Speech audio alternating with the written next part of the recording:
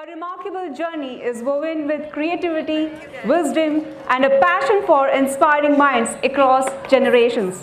She is a Mumbai-based, award-winning performance storyteller with over 2 decades of experience, known for blending storytelling with her background in classical vocal music and puppetry. A multidisciplinary artist and self-taught puppeteer, she brings traditional Indian stories, multicultural folk tales, and environmental themes to life with a unique twist. Usha champions STEAM storytelling, mythology for millennials, sustainable storytelling, animal advocacy, and revisiting forgotten women heroines. She is a founder of the Mumbai Storytellers Society and the creative director of Mumbai International Storytelling Festival MIST 2020. She also pioneered the Sci-Fi Festival exploring science through stories and hosts Storytellers Cafe on Bharat FM, a global radio show for the Indian diaspora. Usha has performed internationally and was shortlisted for Digital Women Awards in 2019. With a voice that mesmerizes, words that enlighten, and a stage presence that captivates, she brings stories to life in a way that touches heart and spark imaginations. Let us give a warm and enthusiastic welcome to our esteemed keynote speaker, Ms. Usha Venkatraman. Her speech title, Touchstones of Storytelling. Touchstones of Storytelling. Please note that question and answer session will happen post her speech. Over to you, Usha, ma'am. Am I audible? How is your Josh? How is your Josh? I think very high. It's reached an octave level. Well, good afternoon. Welcome to this keynote session. I'm kind of overwhelmed. I don't know what am I going to teach you because you seem to have it all and know it all. What I've seen since today morning, maybe I will entertain you with stories and through stories touch on the touchstones of storytelling. Well,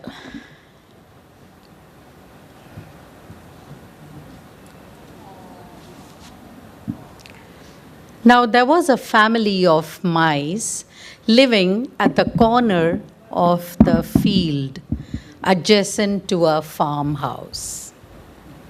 Mother Mouse was very industrious, hardworking, and father was never at home, away on a traveling job, perhaps. She had 2 children, a daughter and a son. Now in the big house, in the farmhouse, there lived a cat.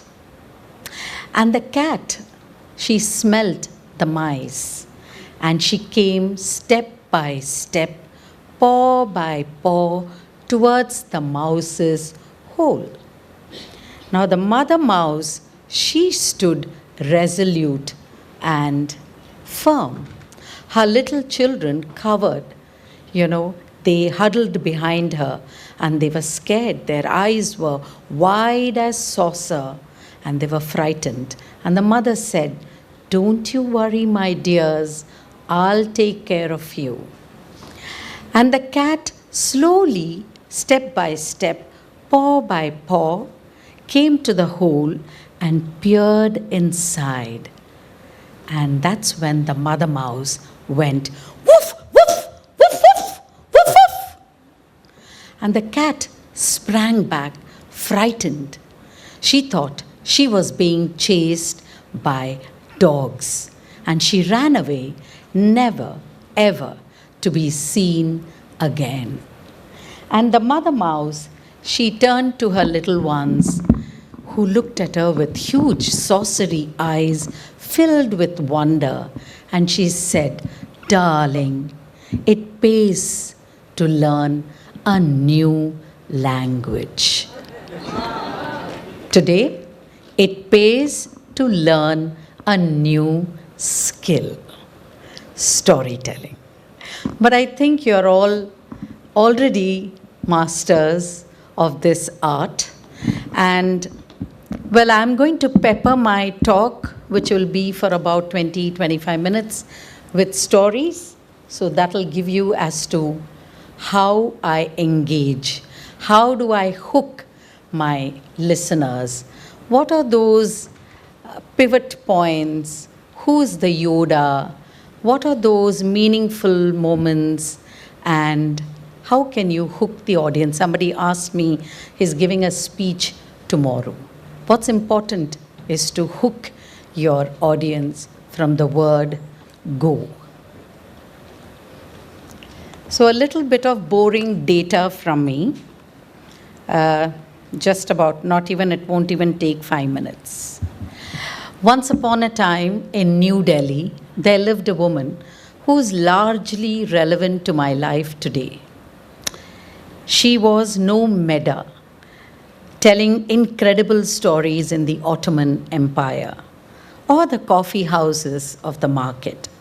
She was merely a narratologist, a being of secondary order, whose days were spent hunched over the stove in the kitchen in New Delhi, cooking and decoding mythical tales to her 9 grandchildren, and I was one of them. Sometimes she flew to strange lands, mythical cities, where storytellers gathered like starlings,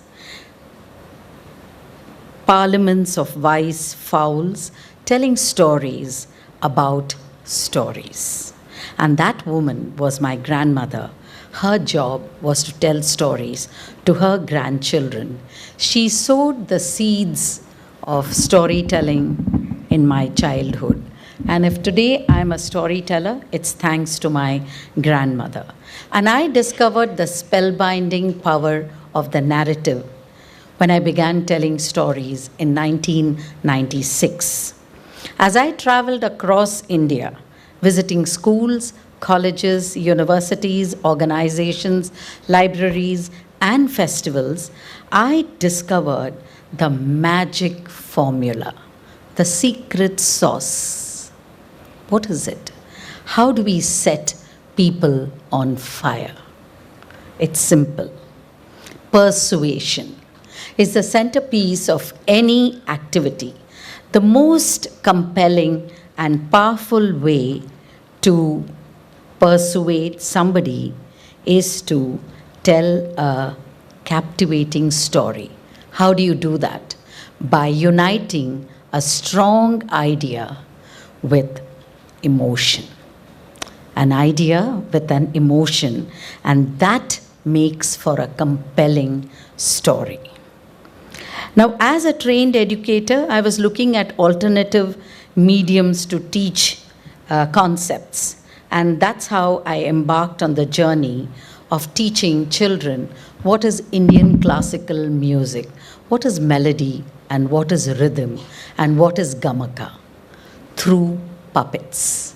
I discovered that puppets became the musical notes, sarigama padani, and there was no turning back. And I introduced the concept of melody, rhythm, and also a little bit of math and music. Little realizing that I had embarked on the career of STEM teaching in 1996. So storytelling is one of the beautiful definitions that I like, is when somebody opens their mouth. They speak words, words fly through the air and land in the heart of the listener. And if those words are unforgettable, and today there have been many moments like that, and if they take you into a world of suspense and you're really wondering what happens next, it is a story. Right? I won't go into the boring details of the elements of stories and everything, but I'm going to jump straight into today's topic, which is the touchstones, the guidelines, what a storyteller needs to tell an impactful story. Now that'll come up on the screen. I leave it to the IT team to figure that out. But listen to this story, and this story will help us examine all those 9 to 10 points. Meenakshi Karpagam Raghuraman Iyer was a beautiful cockroach. She lived in the old Agraharam street of Musiri village, a small town in the district of Trichy in Tamil Nadu. She lived with her large, lovable, meddlesome, interfering, loud Iyer family. Now that Meenakshi was 21 days old, she was ready to give her leg in marriage. Everyone in the Iyer family was crawling with excitement. Every aunt, everyone, Fufi, your atte, your aunt, your perima, everybody was excited, and they wanted to give Meenakshi a gift to make her fetching, to make her look fetching when she went courting. So her perima, her fufi, gave her an antique rakodi, a hair clip that was pure temple jewelry. It was an antique piece. And Amma, Meenakshi's mother, gave her a patti salvai, a silk stole that belonged to her great, great, great, great grandmother. And Pati, Meenakshi's grandmother, Aji, was a specimen. She gave Meenakshi a shocking advice. Bhayangaramana buddhimati.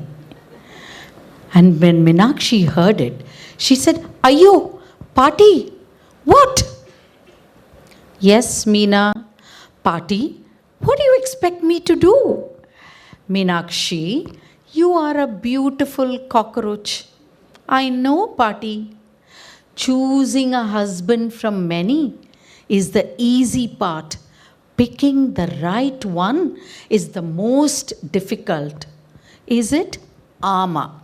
Pati knows best. So, Pati, the grandmother and granddaughter, got into an adavu. Bharatanatyam has steps. Tam titam tai tai tam titam tai tai. So they started fencing each other. And then Meenakshi said, but Pati, pouring hot coffee on my suitor's shoes, how will that help me select a good husband? Meena, listen to me. When you pour hot coffee on your suitor's shoes, you will know how he reacts and responds. And that will help you to pick up the right suitor. And that was that because grandmother always had the last word, just like Sujit's mummy knew best. So the next day, Appa, Meenakshi's dad, sent Kuppu, the kili, the parrot, out into the Agraharam to spread the word that Meenakshi was ready to select a husband. So the parrot flew from house to house, from this end of the corridor, which belonged to Kamu Pati's house, and she went to the Pankaja Atte's house, the house with the big thinnai, the big veranda. Soon the entire Agraharam was abuzz with the news that Meenakshi was ready to select a husband. Well, the D-Day dawned. And Meenakshi, under the many watchful eyes of her large Iyer family, sat down gently on a spool of thread, and she crossed her legs, uncrossed it, and crossed it. Now, she didn't have long to wait. You see, the suitors were already lined up right at the bottom of the lamppost. The first to arrive was Mr. Subramanian, the rooster. Kikriki, that's cock-a-doodle-doo for you in Tamil. And he jauntily rode up with his black sunglasses, starched veshti, dhoti, and a white crisp shirt. And Meenakshi tried not to look at his footwear and he said jauntily, "Hello, Meenakshi. It's your lucky day, da." "My lucky what?" "It's your lucky day. Brace yourself." "Yes, I am braced." And Mr. Subramanian came up on the balcony railing and he knelt on one rooster knee, leaned forward, and he crooned, "Yennadi Meenakshi, my future pondati, will you marry me? Won't you be my wife?" Meenakshi didn't say yes or no. She just said, "Mr. Subbu, coffee?" And she went inside. As planned, her grandmother was waiting with a steaming cup of double filtered Kumbakonam coffee. Meenakshi gingerly took the tray. She looked uncertainly at her grandmother, pretended to trip on her pavadai and davani, just like I almost tripped. I didn't pretend. I did trip. And the davara and tumbler flew up in the air, down, down, down, spilling, splashing hot coffee on Mr. Subramanian's black sandals. And he lost his temper. "Kikriki ki jadon, jadon mando, you clumsy cockroach." Oh, Mr. Subbu, please forgive me, sir. I'm all clumsy today. Let me wipe the stains off your shoes. What does a rooster need a wife for? You will more than wipe things after me. I will cure you of your clumsiness once you're married to me. No, no, no, no, no. I'm sorry, Mr. Subbu. You're no gentleman. You're too cocky. You're not the gentleman that I'm looking for. Poitwango. Please make your way. And poor Mr. Subbu, crestfallen, went down the balcony railing, crooning kikriki. The next contestant up was Mr. Padmanabhan, the pig. Now, Mr. Paddu was jauntily riding up in his beautiful chudidar kurta and mojdis, and he called out, "Yennadi Meena, it's your lucky day, da. Brace yourself." And suddenly the wind direction changed. It's been quite windy yesterday, cool. So similarly, it was an inland breeze, and Meena screwed up her nose and she said, "Yo, yenna natho, what is that smell?" And then she remembered her manners and she said, "Oh, Mr. Paddu, is that some special cologne perfume that you're wearing, sir?" And Mr. Paddu licked his chops and said, "Yes, it is the sweet smell of my pigsty. Rotten apples, banana peels, rotten eggs." And then he licked his chops, knelt on one pig knee, leaned forward and sang, "Yennadi Meenakshi, my future pondati, will you marry me? Won't you be my wife?" Meenakshi didn't say yes or no. You know what she did. She went inside and her grandmother was standing there with a steaming davara tumbler filled with double filtered Kumbakonam coffee. And Meenakshi took the tray, didn't even pretend.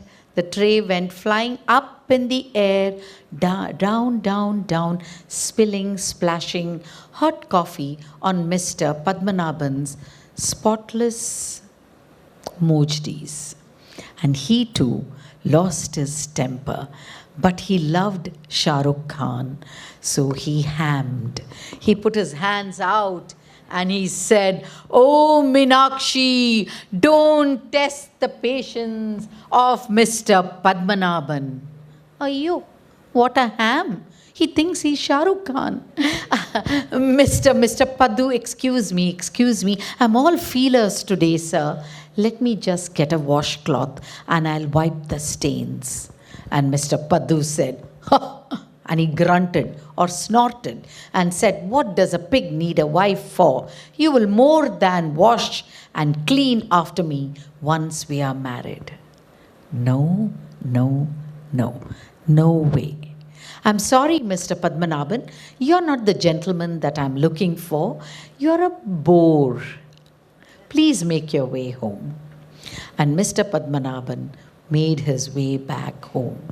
Now, Meenakshi had had enough of the kind of specimens that were coming up on the balcony railing. She was turning to go back inside when she felt somebody slithering up the balcony railing and had a clammy clasp on her shoulder. She whirled and she turned around and she saw Mr. Partha, the lizard. You know, when you see somebody, it happens to most of us, there is a chemistry. And sometimes the chemistry doesn't work. Suddenly the temperature in the Agraharam dropped a little bit. And there was iciness in the air. And Meenakshi said, "Oh, Mr. Partha, the balcony is closed for business today. Please make your way." But Mr. Partha was not going to take this easily. So edgewise or otherwise, he immediately stepped in and he said, "Oh, Meenakshi, I will die without you." When Meenakshi heard this flattery, her head turned, and before she could say anything, he stood on one wobbly lizard knee, and he leaned forward and he sang, "Yennadi Meenakshi, my future pondati, will you marry me? Won't you be my wife?" Well, Meenakshi didn't even ask him for a cup of coffee. She went right inside, and this time the learning curve of this cockroach was getting better with every contestant that came on her balcony railing. She brought 2 steaming cups of double filtered Kumbakonam coffee and threw both the trays high up in the air and down, down, down, spilling hot coffee on Mr. Partha's patent leather shoes, Prada, I'm thinking. And he too lost his temper. He changed colors before he regained his true colors, and then he spat. "Here, I thought I was going to eat you up."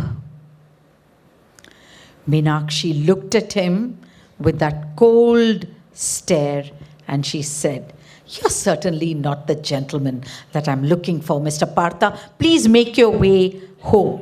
The balcony is closed, and I mean closed for business." But Mr. Partha wanted to have the last word, and before he jumped into the sewer, he said, "Listen, Meenakshi, you're not a beautiful cockroach. There's nothing like a beautiful cockroach." Now, Meenakshi was fuming, angry. She took off the rakodi. She took off the silk stole that her mother had given.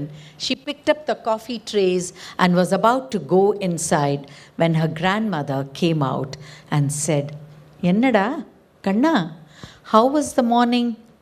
"Ayyo, Paati, you don't want to know the kind of specimens that have been coming up on the balcony railing." Her grandmother said, "Do you think it is so simple to select or pick the right groom? It took me 21 days to select your grandfather." "Really?" asked Meena. Then her grandmother took her to the edge of the railing and she pointed down toward the garden of the Iyer family. There was a little pot, there was rose growing, and there was a little brown mouse very industriously clearing up the weeds and sweeping up the dry leaves. And her grandmother said, "Look, why don't you go to him and talk to him?" And Meena said, "But Paati, he's not even looking at me." So grandmother said, "Go and talk to him and be yourself." So Meenakshi scurried down, daintily put her leg out, slithered, scurried. Imagine a cockroach. I'm sure your whole take on the cockroach will change after today. Slithered down into the garden of the Iyer family and took up a rose leaf, hid her face, and then looked through the leaf at the mouse. And the mouse said, "Hello, I am Ekambaram." Tikki tin, tikki tan, tikki tin, tikki tan, went Meenakshi's heartbeat, and she said, "Kadal Mannan, Kamala Hassan, you're so handsome. Look at his voice, warm as honey."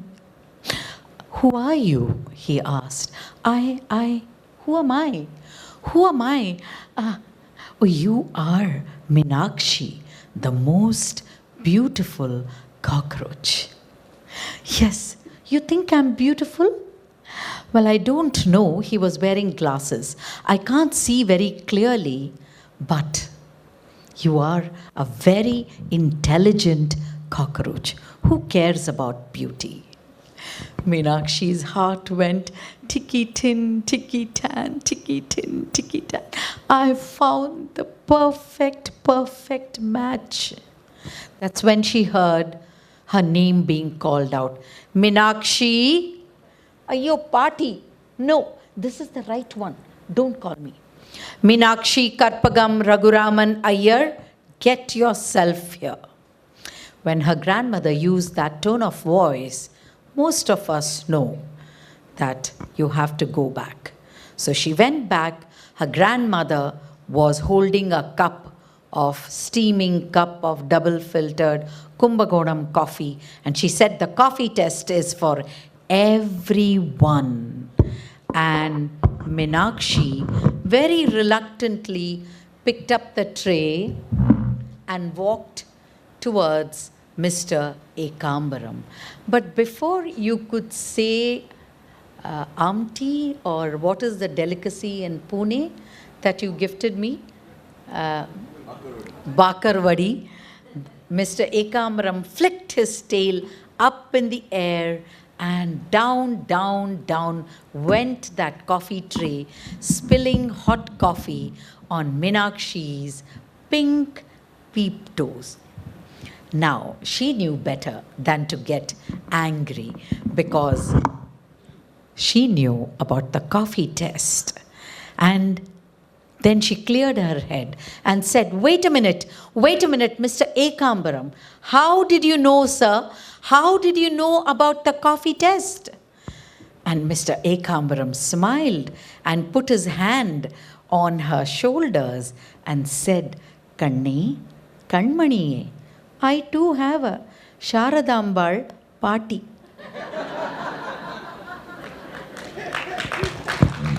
So thank you. This is the story of Martina Josefina Catalina Cucaracha, the most beautiful cockroach. It's a Cuban folk tale which I adapted. This was when my daughter wanted to get married. And as parents, the first impression was, no, he's not from our community. What has he studied? We are Tambrams. Is he an IIT? He's an IIM. Is he from MIT? Is he from Harvard, Stanford? So the story came to help me to rethink about marriage. Anger management. So if we go to the touchstones of storytelling, I'll quickly skim through it. Now, these are very important to keep in mind. Can we go to the next slide? Next. Yeah, the storyteller's quill or guide to the art of storytelling. It is a guidebook for storytellers or even for Toastmasters. How to weave characters. You all did remarkably today. Visual anchors. Very important. Meaningful moments. Sensory prompts to craft powerful stories with an emotional arc. Develop practical techniques to craft narratives that are not only compelling and memorable, but also marketable, and explore storytelling as a powerful tool to influence, persuade, and transform. Can we go to the next one? Yes, these are the touchstones. A pitch line, anchors, meaningful moments, pivot, template, sensory stimuli, emotional arc, creating a Yoda, all the ingredients of a compelling story. If you all reflect on the stories that were shared, the humorous stories, most of them had all these elements. If not all, but definitely some of them. Can we go to the next one? So, what you see on stage is certainly crafted. And I think you all know that best, right? You've been mentored. And how does it come together? It might appear effortless, but it's not. Learn how to make the point of your story stick and deliver it with honesty, authenticity, and professionalism. Next one. Now, what is the pitch line, which is the GPS of the story? Keep the end in mind. So, if somebody had asked me, Usha, what is the story that you're planning to tell? I'll have to give a little blurb about the story that I'm giving, but that should be catchy. A good pitch line includes a first hook, first line. So, the hook here was Meenakshi Karpagam Raghuraman Iyer was a beautiful cockroach. Immediately it draws you in. And so the protagonist and their unique characteristics, or there is an opening conflict, obstacle. So these are all the good pitch line. And you remember a story if they are anchored, if they have memorable pieces in them. A story works because of anchors, visual anchors. So description is very important. Using adjectives, painting a landscape, a narrative landscape makes for an engaging telling. Even story, books, or a movie, unless you have anchors, it just is not memorable. Can we go to the next one, please? Meaningful moments. Something interesting happened and you learnt a lesson from it. So this story had many of those meaningful moments. Sensory stimuli. You know, our brain responds to stimulus.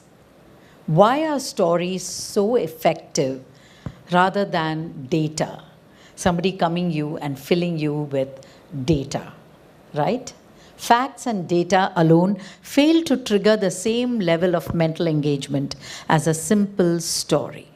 What was the pivot point in that story? And then, if you have a similar situation in your life, transfer the lesson from the story to yourself. So most of you have been doing personal stories today, and I'm a traditional storyteller. So the pivot line is very important, the pivot point. Next one. Emotional arc. It's the heartbeat of the story. So you have to transport your audience. This builds connection. I'm going to give you an example of that and discover how to create a Yoda. Who was the Yoda in Mr. Sujit's story, or today? His mother, right? Who was the Yoda in Meenakshi's story? Grandmother. You know, the wise one who teaches you life lessons. Now, emotional arc, the heartbeat of the story. Yeah? It's about what could happen next. Remember, I gave you the definition of a story. You wait in suspense to know what happens next. So that is what should be there in whatever you do when you're delivering something. This builds connection, not Chat GPT or artificial intelligence. When I met Mr. Milind Patwardhan, he told me, Usha, I asked artificial intelligence to give me a little write-up about you from LinkedIn. I was shocked. I said, LinkedIn gave you? He gave me a little paragraph of, which described me. So I don't know, I'm one of those traditional people who still loves to write by hand. But if that is the way forward, I listened to Deepak Chopra where he said, artificial intelligence can also take you to your spiritual enlightenment. Do listen to that podcast with Jay Shetty. It's a beautiful one where he explains the power of artificial intelligence. Now, emotional arc. Now, it's very important. One story I'm not going to tell you because I'm a classical singer. I'm just going to sing this song, which is a part of my story about the mysterious oils. Yeah? So, how do I hook my audience? सीखो ना नैनों की भाषा पिया कह रही तुमसे ये खामोशियाँ सीखो ना लब तो न खोलूंगी मैं समझो दिल की बोली सीखो ना नैनों की भाषा पिया. The young bride, thank you, looked at her husband's supine, sleeping figure while she cried herself to sleep. She didn't want to share her angst, her problems with him because he was already on a thin line with his mother. It wasn't an arranged marriage. It was a love marriage. Now, I don't know whether I delivered the emotional arc, but a song conveys a lot. It conveys the emotion of that story. So this story is about a young bride. It's a folktale from Bengal. She gets married, comes to her husband's house, and the first time she's meeting her mother-in-law. And certainly there is no love lost between the mother-in-law and the daughter-in-law, and there is iciness, temperature dips. But the daughter-in-law wants to earn a good name, so she set about to work right away. In Bengal, the bride is never set to work till the mehendi, henna in her hands, fade away. But not in this household. She doesn't mind, she works. But when you have somebody who's dogging over your shoulders, looking over and always finding faults, you tend to make mistakes. You become clumsy. And that's what happened with this young bride. She couldn't take it. One day she ran all the way outside. She ran out of the house into the woods. She crossed the banyan tree where the aerial roots, came down to the mud floor. And she crossed the bridge and she went and met an old woman who was selling oils. All the fragrant oils, bergamot, your lavender, and you had all the, if you're into oils, the oils that also heal. I'm not getting the names, but the different oils that can heal you. She goes to this old woman and she says, my mother-in-law has to go. I can't take it anymore. Give me something that will ease my pain. So the old woman smiles and gives her a bottle. She blends some oils into it and then gives it to her. And she says, go child, when the oil in the bottle disappears, so will all your troubles. So the young girl thanks the old woman, runs home and asks her mother-in-law, Mummy ji, would you like a massage?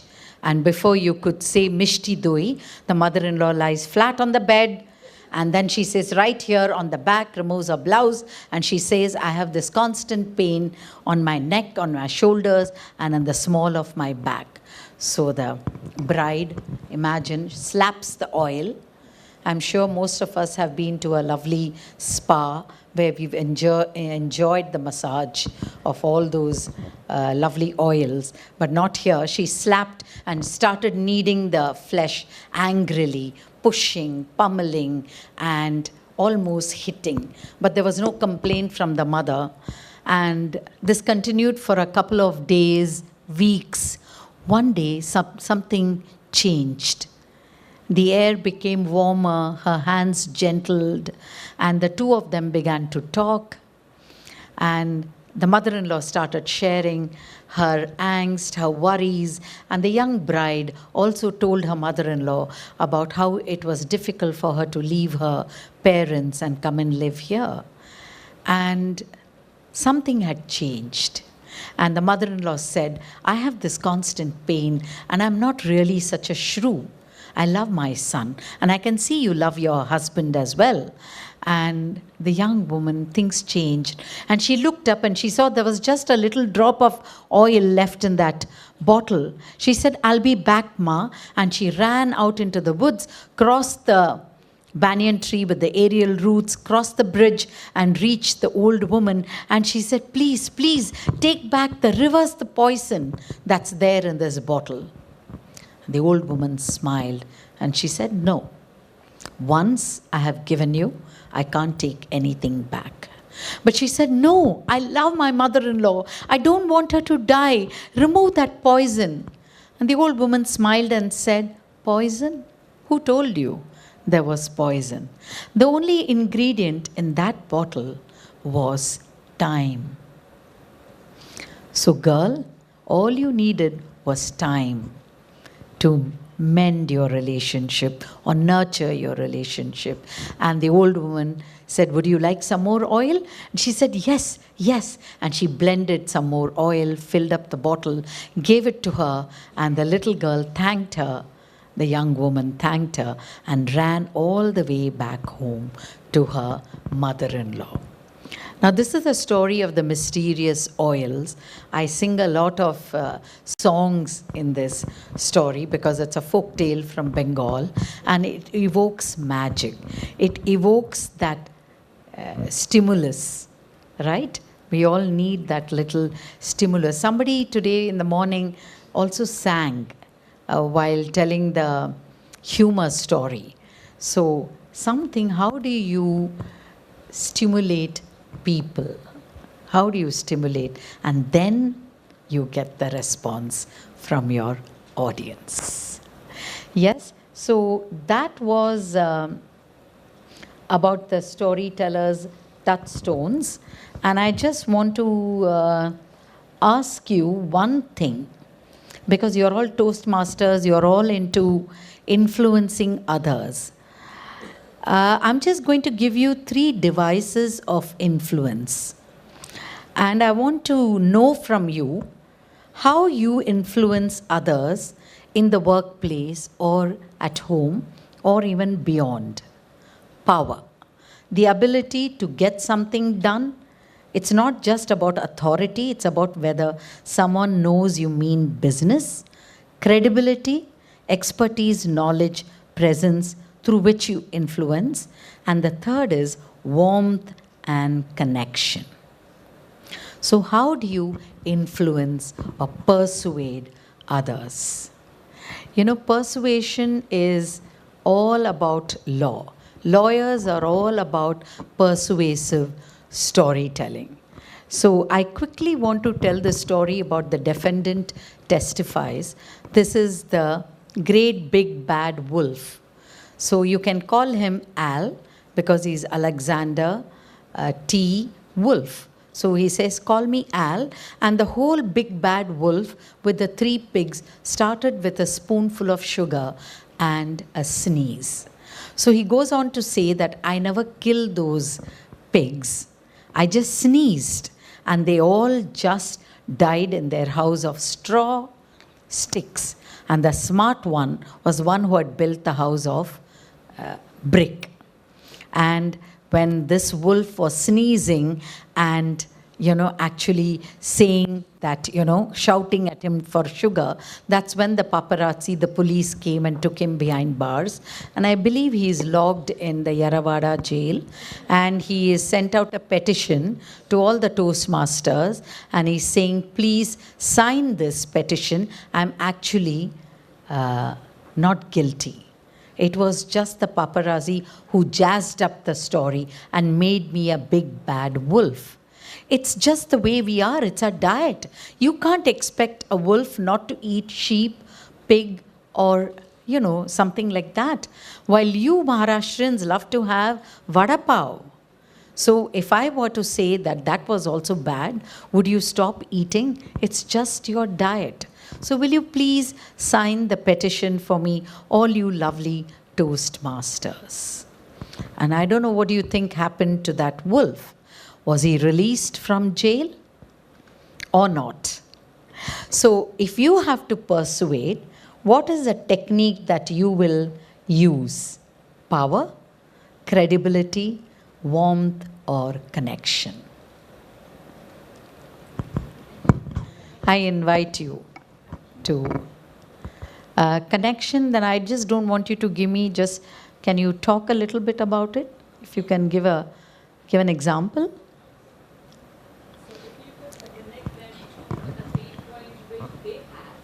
Hmm.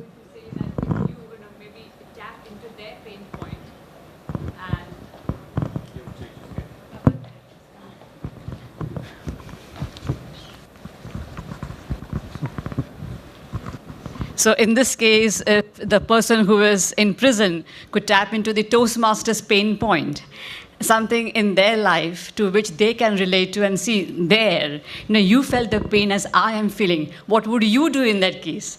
And so that touching the pain point, then you take them to where you want to take them. So that's the connection. Okay, thank you. Anybody else? Yes, someone from the back? How would you persuade?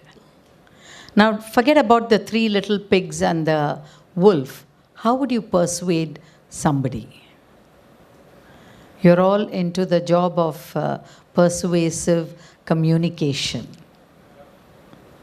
Yeah, we spoke about sometimes you're nominated or elected. So if you're elected, yes, I think yes. How would you persuade people to elect you?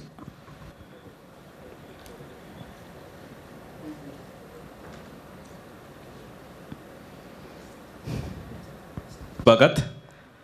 So how I will persuade is that first I will come to know about the people's opinion and needs, what they are mainly aiming for, and as a result, how I can do for them in my own way to elect. So before that, I will tell the reason and purpose before electing. For instance, if I'm going to nominate for the leadership, firstly, I will tell for the opinion of the people what I'm going to do if you elect me. That's what. Thank you. Yeah. And I also liked what, yes, please, go ahead.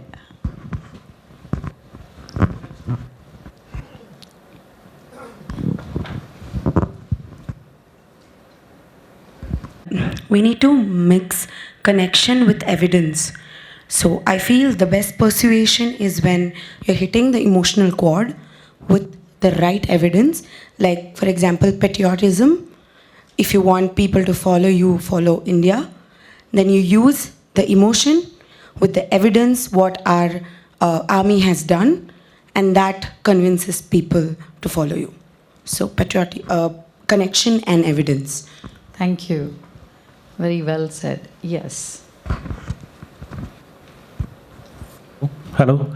So yeah, ma'am, I feel that being vulnerable and being my authentic self will help me build a connection with the audience, and that will make them feel me. what I'm asking for. And that will probably bring in the words if I'm asking for words. Yes, authenticity, evidence, connection, all of them are skills that help you to persuade somebody to your point of view or whatever you have set before them. And we also saw in the morning at the fireside chat that a leader is not somebody who gives orders. A leader gets down into the trenches and then does the work. So there's a beautiful story of the Monkey King where Buddha takes the birth of a monkey, and when his tribe is being attacked by the king from the neighboring kingdom because they have seen that luscious fruit and they want to have it, and they see this pride of monkey living in that tree, and he orders his archers to shoot down all the monkeys. But then he sees the king, how he acts as a human bridge, and all the monkeys, climb on his back and cross to the other bank. And that's when the king realizes, he asks him, when the wounded leader, he brings him down and then tends to his wounds. And he says, why, you're the leader. Why did you rescue your whole pride? Why could you not just save yourself first and they could have followed you? But then he smiled and said, they elected me as a leader. They believe in me. So I have to be a leader, I have to set an example. And that's something that I have to do. And the king learns from that. So stories teach us a lot of things that we can learn from. And well, if there are any more questions, I will. Otherwise, I shall end my speech unless, Milind, you have something for me. You're sleeping. So I think we need somebody to dance.